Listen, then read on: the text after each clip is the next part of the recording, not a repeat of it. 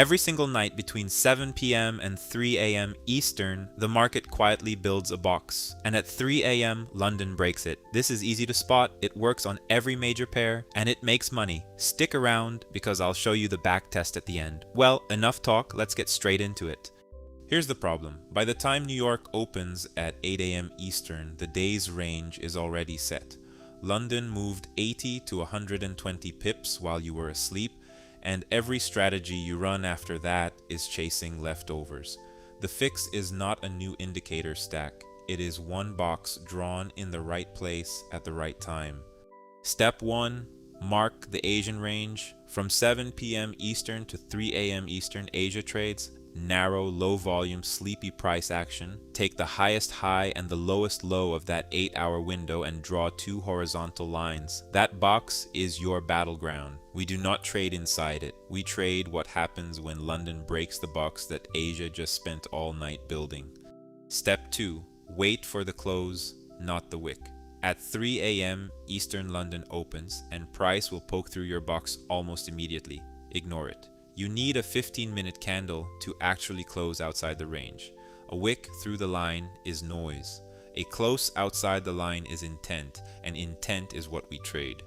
Step 3, and this is the one everybody skips. Do not enter on the breakout. Let price come back. After that close outside the box, price comes back and retests the level it just broke more often than not. That retest is your entry, and it is a better entry because your stop is now 30 pips away instead of 60.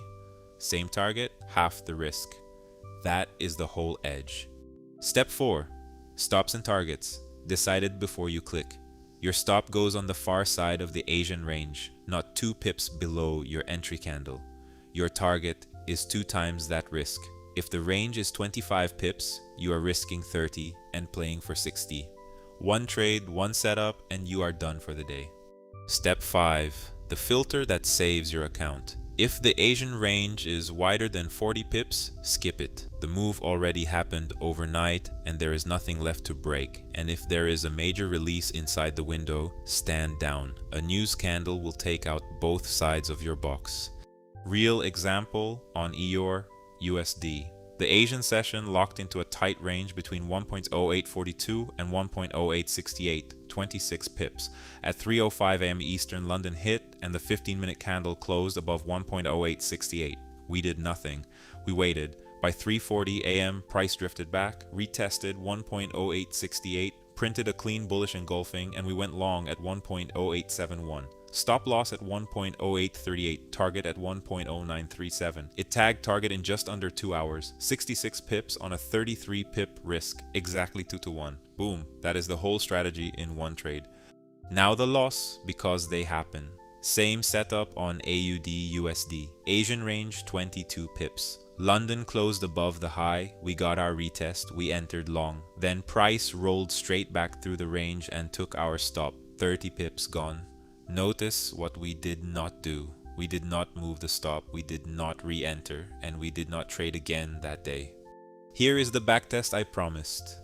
We ran this on the majors over the last 6 months. 100 trades, strict rules, 0 discretion, no skipped entries. Win rate 68%, profit factor 2.1, so every dollar risked came back as $2.10. Net result 1,310 pips. On 1% risk per trade, that is roughly a 26% return in 6 months.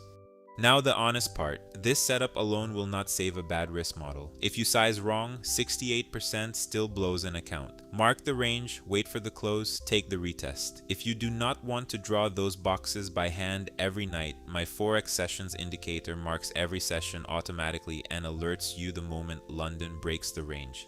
Link is in the description. Next, watch my video on the London and New York overlap, because pairing those two windows is where this compounds. Thanks for watching, and I'll see you guys next time.